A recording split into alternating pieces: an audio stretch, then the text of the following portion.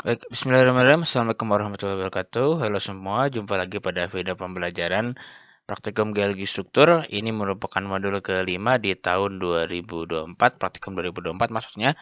Yang dimana pada kesempatan kali ini kita akan sudah beralih ke struktur brittle, benar-benar yang rekahan, begitu ya. Dimana kita tahu rekahan itu ada sesar, ada kekar. Dan dalam hal ini kita akan coba fokus kepada analisis sesar, yang sebenarnya secara apa namanya, secara, materi itu sudah disampaikan di video pembelajaran yang sebelumnya. Jadi, mungkin pada video untuk tahun ini, teman-teman akan menyimak satu video saja, yaitu video ini, tapi tetap untuk kebutuhan praktikum di pertemuan kelima, teman-teman perlu juga menyimak video pembelajaran yang sudah ada sebelumnya. Baik, secara outline kita akan masuk ke pertama terminologi sesar, lalu yang kedua adalah klasifikasi dari sesar tersebut, lalu nanti ada beberapa contoh soal terkait dengan sesar translasi dan juga sesar rotasi begitu ya.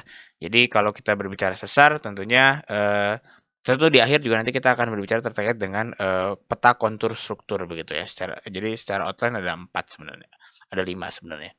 Oke, jadi ini kalau terminologi sesar, teman-teman silakan disimak di video pembelajaran sesarnya begitu ya, di mana nanti pada materi terminologi sesar, teman-teman akan berbicara terkait dengan definisi sesar, lalu apa itu sesar normal, sesar naik, lalu ada beberapa geometri sesar yang teman-teman perlu ketahui seperti halnya seperti ini, sesar normal. Lalu geometri sesar seperti hanging wall itu apa, footwall itu apa, dan bagaimana apa yang dimaksud dengan net slip, apa yang dimaksud dengan strike separation, deep separation, seperti itu ya. Jadi teman-teman bisa disimak di video pembelajaran. Lalu juga ada true dan heave begitu ya. Teman-teman bisa disimak lengkapnya di video yang sudah tercantum. Lalu kelas selanjutnya ketika kita berbicara klasifikasi sesar, tentunya kita berbicara pendekatan geometri yang kita anut gitu. Jadi ada beberapa model klasifikasi sesar, salah satunya ada model dari Anderson, model dari Richcard begitu ya. Nanti kita akan belajar terkait dengan bagaimana penggunaan untuk model-model tersebut begitu. Jadi kalau teman-teman lihat seperti ini ada pergerakan mengiri kita sebut sebagai sinistral, ada pergerakan menganan kita sebut sebagai dextral begitu. Lalu kalau kita bicara vertical view, berarti kita berbicara pergerakan yang naik atau turun. Sesar turun kita sebut sebagai ada bagian hanging wall yang relatif bergerak turun, kita sebut sebagai sesar normal, dan ada hanging wall bergerak relatif naik terhadap footwall, kita sebut sebagai sesar naik begitu. Dan seterusnya teman-teman bisa bahas di situ ya. Jadi ini juga penggunaan klasifikasi Richcard yang nanti teman-teman akan bisa gunakan begitu. Lalu ada contoh-contoh ini teman-teman, contoh-contoh dari sesar begitu. Penyelesaian soalnya teman-teman bisa lihat di slide ini, mungkin nanti bisa minta ke Aspraknya untuk slide materi praktikum. Juga nanti mungkin akan ada contoh yang dikerjakan pada saat praktikum ataupun nanti bisa ditugaskan gitu ya, di-PR-kan. Jadi silakan nanti diskusikan saja bagaimana eh, apa pengerjaannya dengan Aspraknya masing-masing. Oke, ini untuk contoh SAR 1 bisa diklik bit.ly SAR translasi 1, lalu ada contoh yang kedua. Ya, contoh kedua teman-teman bisa lihat juga di link yang tertera.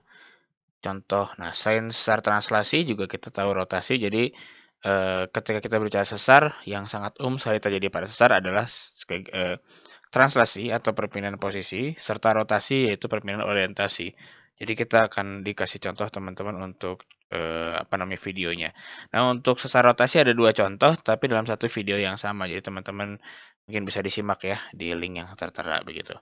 Nah, kita akan coba masuk ke materi dari peta kontur struktur begitu. Nah, dalam aspek ini teman-teman, jadi kalau kita berbicara garis kontur begitu ya. Jadi kontur itu saya rasa teman-teman yang sudah mengambil geologi struktur ini, saya rasa sudah melewati ilmu-ilmu dasar terkait dengan kebumian secara umum. Teman-teman pasti dan saya berasumsi bahwasanya rekan-rekan sudah mendapatkan materi dasar terkait dengan perpetaan. Apa itu peta, lalu apa itu judul peta, arah mata angin, sistem koordinat yang sebenarnya sudah dijelaskan juga di awal ya.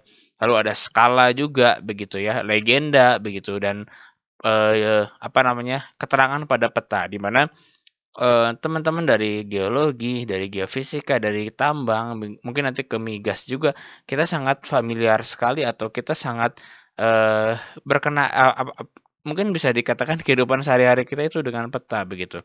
Mana peta itu bisa menggambarkan mulai dari bentukan topografi, mulai dari kedalaman suatu lapisan yang produktif, menggambarkan apa namanya, suatu abstraksi terkait dengan kandungan mineral tertentu kah begitu ya, ataupun keadaan cadangan migas tertentu begitupun, ataupun persebaran batuan, banyak sekali peta-peta yang disajikan dan itu juga tergantung dengan kebutuhan kita. Nah, teman-teman, kalau misalkan kita bicara eksplorasi, tentunya tidak akan terlepas dari yang namanya peta topografi, begitu ya.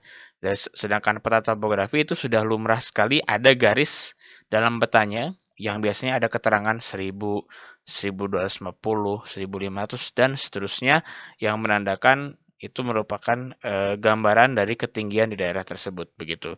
Nah, garis-garis itu yang kita sebut sebagai garis kontur, di mana kalau kontur itu digambarkan sesuai dengan skala dari peta, umumnya seperti itu, gitu.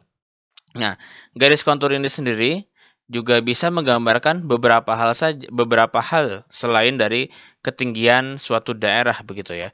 Kalau misalkan kita geser ke peta-peta dari teman-teman geofisika, ada peta anomali gaya berat, ada peta aeromagnetik, ada peta grafiti dan sebagainya begitu ya. Itu digambarkan dengan kontur begitu ya. Di mana kontur dengan nilai tertentu akan memiliki warna yang berbeda dengan kontur yang lain gitu ya. Jadi menandakan bahwasanya oh daerah sini yang konsentrasinya sekian, sedangkan daerah sini juga konsentrasinya sekian begitu. Pun juga sama nanti ketika kita berbicara peta modeling dari cadangan emas misalkan begitu ya. Jadi mungkin di daerah tertentu memiliki intensitas yang tinggi di mana kandungan mineralisasinya tinggi begitu ya. Dan nanti berangsur ke zona alterasi yang lebih rendah dan cenderung hilang alterasinya yaitu mungkin bisa digambarkan juga dengan kontur. Jadi kontur itu sangat spesifik gitu ya. Sangat berguna juga untuk kita sebagai explorer di situ. Nah, kalau secara umum kontur digambarkan dengan interval ketinggian secara vertikal dengan besaran nilainya biasanya disesuaikan dengan skala. Nah, itu yang saya sampaikan. Nah, secara umum hampir semua nilai dapat dibuat kontur untuk menunjukkan variasi secara spasial, tidak terkecuali data struktur geologi. Nah, belakangan peta kontur ini kita bisa gunakan untuk melihat indikasi dari adanya struktur geologi. Seperti misalkan sesar triangular facet kalau misalkan bicara di geologi. Atau ketika tiba-tiba dari kontur yang renggang tiba-tiba rapat begitu ya. Nah, itu bisa jadi ada indikasi struktur geologi. Mungkin kalau tiba-tiba rapat seperti itu mungkin ada yang sesar geser atau sesar naik mungkin ya begitu ya yang digambarkan dengan perubahan kontur yang sangat rapid apa ya, sangat cepat begitu ya, sangat sangat bertumbuh sekali begitu. Meningkatnya sangat cepat dengan interval tertentu. Nah, teknik-teknik untuk menggambarkan kontur pun juga kita bisa gunakan seperti teknik interpolasi. Nah, sebelum kita bicara ke produk dari struktur geologi, saya akan coba menjelaskan, ini mungkin akan berhubungan juga dengan pekerjaan teman-teman, nanti mungkin interpolasi ya. Ini mirip sama metode 3 titik, jadi seperti ini.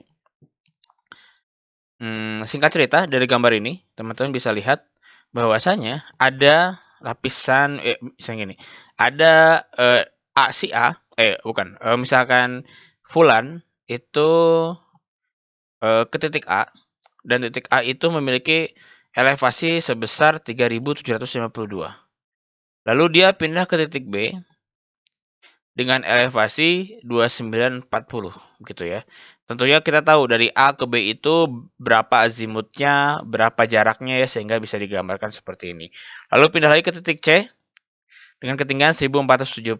Nah, pertanyaannya sebenarnya gini, gambarkan kontur di daerah sini atau ketika teman-teman berada di titik X, mungkin titik X ini di pointer saya sekarang gitu ya. Berapa elevasi yang teman-teman punya di sana. Jadi dari perkiraan antara A, B dengan C. Nah, ini kita bisa menggunakan model yang paling sederhana yaitu interpolasi linear. Dan ini model kita bisa menggunakan kerjaan tangan kita begitu ya. Di belakangan sekarang kita banyak sekali modeling-modeling untuk interpolasi. Ada metode Nair-Snake-Bore, ada metode Kriging, minimum kurvatur, dan banyak sekali. Itu nanti biasanya dipelajari di tingkat lanjut atau tingkat pemodelan. Mungkin kalau dari geologi, rutenya ke metode eksplorasi geologi, ke mata kuliah metode eksplorasi geologi, nanti kita belajar terkait dengan modeling itu. Kita lanjut ke sini. Nah, jadi singkat cerita dari mungkin kita akan masuk ke studi kasus di sini. Nah, misalkan saya punya titik X 800 meter di sini, titiknya 500 meter di sini, titik Z 200 meter di sini. Nah, kita sudah punya 3 titik ini, maka teman-teman silahkan gabungkan garisnya semuanya. 1, 2, 3. Tentunya ini menggunakan penggaris, teman-teman pastikan punya penggaris. Dan teman-teman bisa mengukur panjang dari titik X ke Y berapa, Y ke Z berapa, dari X ke Z berapa, begitu ya. Singkat cerita, di sini panjangnya mungkin sekitar sekian senti. Misalkan dari sini panjangnya itu 30 senti, Pak, dari X ke Y gitu, di kertas saya. Nah, karena selisihnya pun 300 meter, ini 800, ini 500, maka teman-teman bisa katakan mungkin perubahannya itu 300 meter kan ya ini ya. Terus 30 cm. Nah, mungkin teman-teman bisa katakan setiap 1 cm dari garis ini dia memiliki perubahan sebanyak 10 meter. Gitu. Dan singkat cerita teman-teman silakan tentukan titik per 100 meter sama rata. Karena intervalnya mungkin kita bikin 100 meter saja begitu ya. Maka teman-teman akan melaksanakan seperti ini. Jadi 800 ke sini 10 cm 700 meter gitu ya. Ke sini 10 cm 16 meter. Oke, ke sini 10 cm 500 meter. Nah, satu nih beres. Nah, lalu yang kedua, yang X dengan Z. Misalkan ini Pak, ini 40 cm, Pak. Tapi jaraknya antara 800 sampai ke 200, berarti kan 600 meter ya. Jadi interval dari per meternya itu beda lagi, tidak sama dengan bagian yang kanan. Pun juga sama dengan yang bagian bawah. Yang singkat cerita, kita akan menghasilkan titik seperti ini. Dari sini mungkin 10 cm 400, 10 cm 300 meter, lalu 10 cm lagi ke 200. Nah, kalau ini karena garisnya seperti ini dan intervalnya cukup panjang, 800, 200, berarti 300, 400, 500, 600, 700, 800 begitu ya. Kalau misalkan Pak, ternyata ini dari 800 sampai 0 meter ya, berarti tinggal ornamennya kan tinggal ditambah lagi ya 200 sampai 100 begitu ya, dengan mungkin jarak interval per 100 meternya itu lebih pendek daripada gambar yang sekarang gitu ya. Singkat cerita teman-teman sudah punya 700, 700, 600, 600, 500, 500, 400, 400, dan 300, 300. Dari sini kita bisa coba tarik garis seperti ini. 1, 2, 3, 4, dan seterusnya. Nah, ini adalah konturnya gitu kan ya.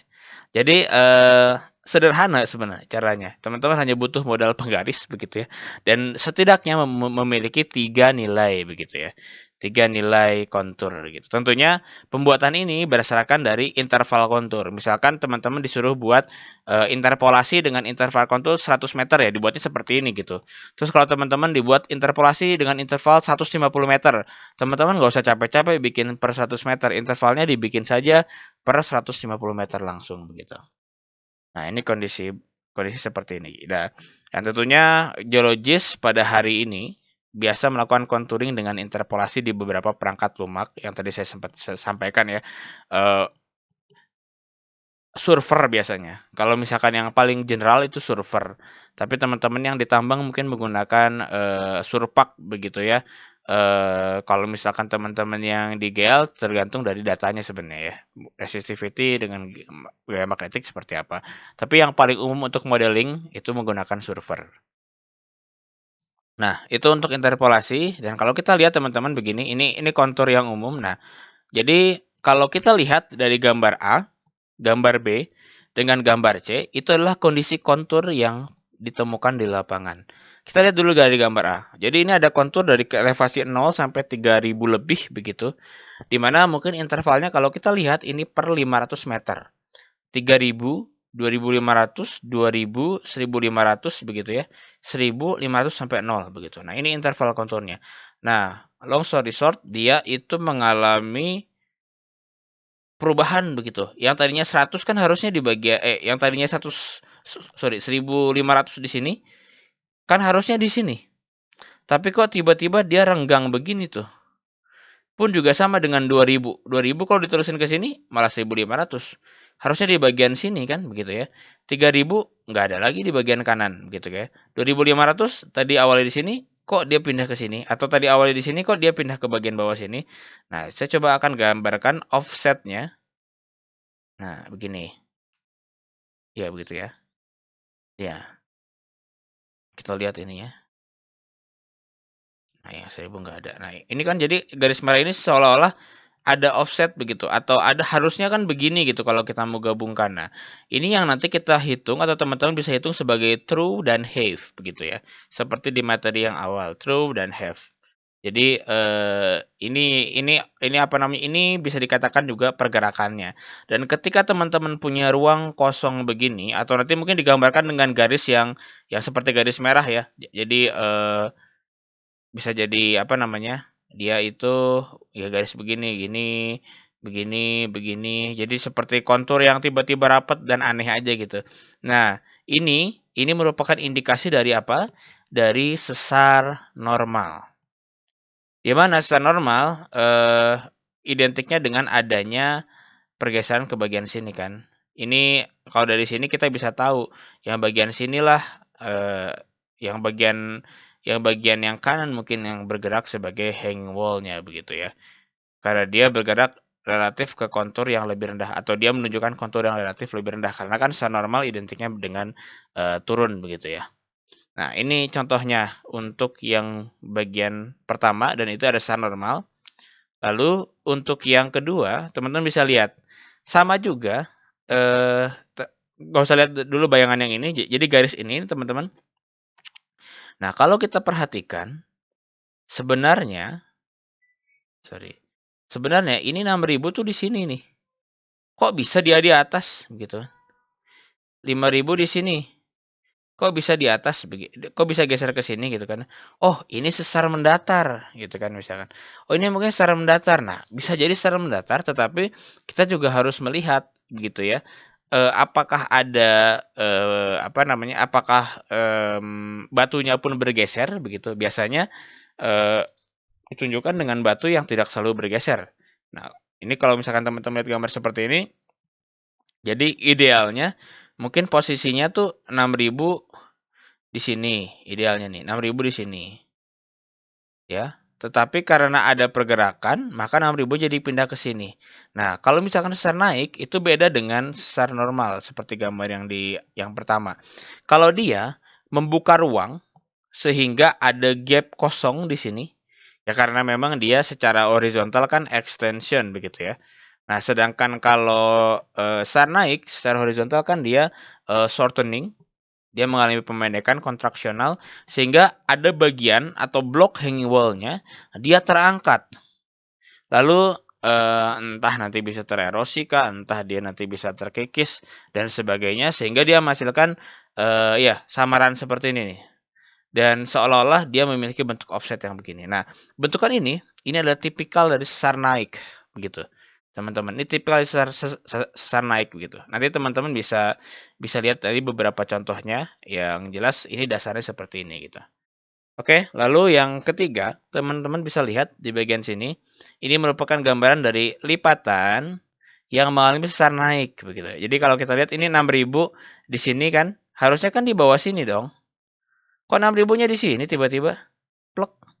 6000 di sini, 5000 di sini. Kalau dia sesar geser, kalau teman-teman lihat di bagian sini, ini akan menghasilkan sesar sinistral. Tapi yang sini dekstral. Aneh banget sih. Kok bisa sih satu sinistral satu dekstral gitu ya? Singkat cerita, di sini akan ada sesar naik begitu ya, di mana ada bentukan cylindrical fold atau lipatan yang nantinya menghasilkan sesar naik tegak lurus terhadap sumbu lipatan tersebut begitu. Sehingga dia menghasilkan ini. Jadi, kalau kita lihat di peta, kalau kita bisa simpulkan, di sini merupakan gambaran, di sini, tuh saya coba pointernya dulu. Di sini, ini bagian dari gambaran dari sesar normal. Di sini gambaran dari sesar naik, dan di sini juga gambaran dari sesar naik disertai juga dengan adanya lipatan, begitu ya. Nah, kalau kita lihat secara teorinya, konsepnya, perbedaan signifikan antara kontur topografi dan kontur geologi adalah apabila kontur geologi dapat menunjukkan fitur discontinuous. dengan menunjukkan keadaan gap dan overlap. Nah, kalau teman-teman bicara topografi, nggak boleh tuh, haram hukumnya kontur nggak nyambung. Kontur tuh semuanya harus nyambung dari bagian kiri peta, entah ke atas peta atau ke bawah peta atau kanan peta, atau dia nyambung jadi membentuk lingkaran gitu ya. Dia harus nyambung semua. Kalau topografi, nah kalau geologi bisa seperti ini. Tandanya di sini ada fitur struktur. Nah, nanti teman-teman dari geofisika atau teman-teman yang minat ke migas nih, yang mungkin akan menemukan benda-benda seperti ini.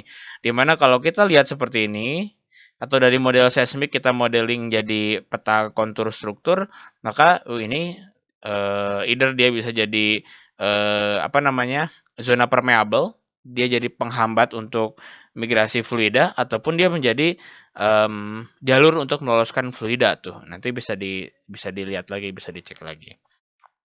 Seperti itu. Lalu pembentukan peta kontur struktur secara baik dan kompleks biasanya membutuhkan data tambahan berupa data bawah permukaan untuk dilakukan rekonstruksi secara komprehensif begitu.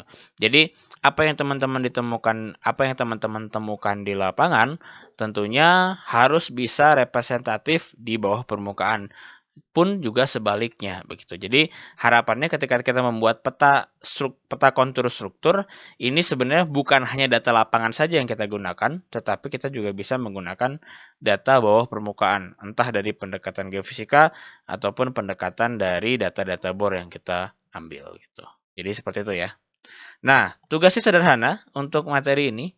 Teman-teman silakan lihat di petanya, di tugas ini, teman-teman bisa lihat. Nanti dikasih sama asisten.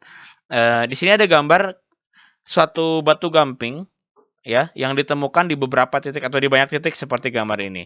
Nah, tugas teman-teman adalah coba buatkan interpolasi kontur dari singkapan batu gamping ini begitu. Nah, ini satuannya feet, teman-teman ya, satuannya feet. Dan teman-teman silakan buat interval konturnya per 500 feet saja. Intervalnya 500 feet, jadi nggak harus 100 feet. Teman-teman buatkan 500 feet.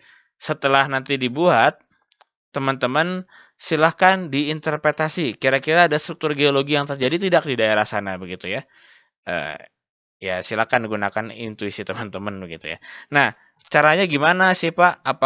Apakah saya perlu masukin software atau apa? Nah, teman-teman tidak perlu masukkan software.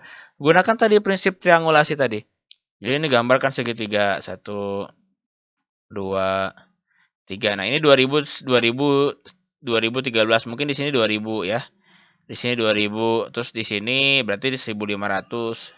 Ya mungkin 1000 di sini ya. Di sini 1500. Nah, ini 900, Pak. Ini 3700. Mungkin ini 1000-nya di bagian sini. Terus 1500-nya di bagian sini. 2000-nya di bagian sini. 2400 di bagian sini. 3000 bagian sini. 3500 bagian sini. Begitu. Teman-teman hubungkan lagi di bagian sini. Nah, gambar garis. Nah, di sini. Ini berapa? Ini mungkin 1000 di bagian sini. Terus 1500 bagian sini. Gitu ya. 2000 bagian sini. 2500 bagian sini. Nah, ini kan nanti bisa dihubungin 1000 gitu ya. Ini berapa? 1500, sorry, ini 1500 bener ya. Ini 1500 begini gitu ya. Ini 2000 mungkin begini konturnya. Nah, 2500 mungkin begini, entahlah kemana gitu kan. Nah, itu digambarkan konturnya. Jadi silakan dibuat, memang cukup cukup banyak ya. Dan enaknya kalau menurut saya dibuat di millimeter block begitu ya.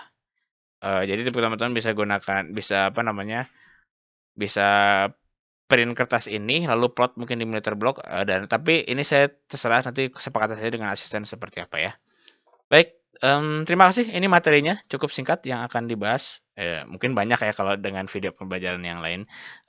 Terima kasih atas perhatiannya. Sampai jumpa di video pembelajaran selanjutnya. Terima kasih. Assalamualaikum warahmatullahi wabarakatuh.